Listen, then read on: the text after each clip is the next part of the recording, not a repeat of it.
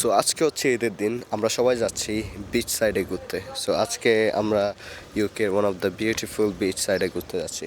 So বেশি কথা না বলে চলেন শুরু করি আজকে আমার প্রথম ব্লগ।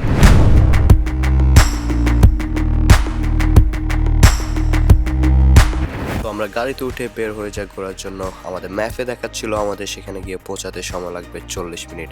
আর রাস্তার ভিউ এত সুন্দর ছিল, সেগুলো দেখতে দেখতে কীভাবে যে আমাদের 40 মিনিট কেটে গেল তা বলতে পারিনি।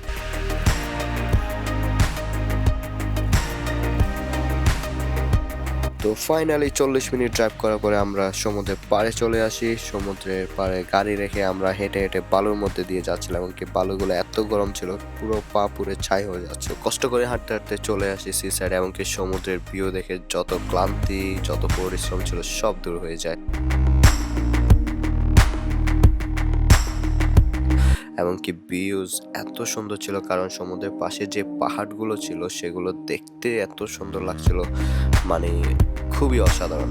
তারপরে আমরা সমুদ্রের কিনারে যেতে থাকি, হাঁটতে হাঁটতে চলে যাই সমুদ্রে এসে গোসল করে কিছুক্ষণ ঘোরাঘুরি করে আমরা সমুদ্র থেকে চলে যাই আরও একটা সি সাইডের দিকে, যেটা ছিল হ্যাস্টিংয়ে। সো হ্যাস্টিং ইউকের one of the beautiful place. এখানে ঘর বাড়ি পাহাড় এত সুন্দর লাগে জায়গাগুলো দেখতে, কারণ সবগুলো বাড়িঘর আপনি পাহাড়ের উপরে দেখতে পারবেন।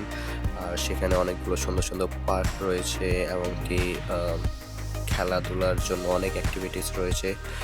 এমনকি আমরা এখানে এই জায়গাটাতে বসে আমরা লাঞ্চ করেছিলাম, মানে আমাদের ফ্যামিলি মেম্বার্সরা সবাই মিলে।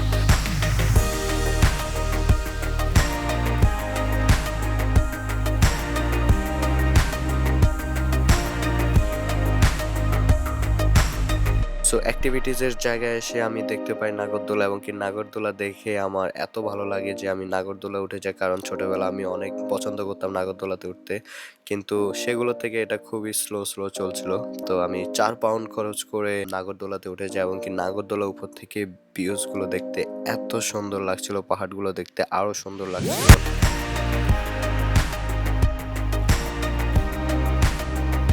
কিছুক্ষণ ঘোরাঘুরি করে আমরা চলে যাই আমাদের এলাকার দিকে, যেটা হচ্ছে অ্যাশফোর্ডে, ক্যান্টের মধ্যে, কারণ আমাদের বাসায়ও যেতে হবে, কারণ বেশি সময় নেই। দেখা হবে অন্য কোনো ভিডিওতে।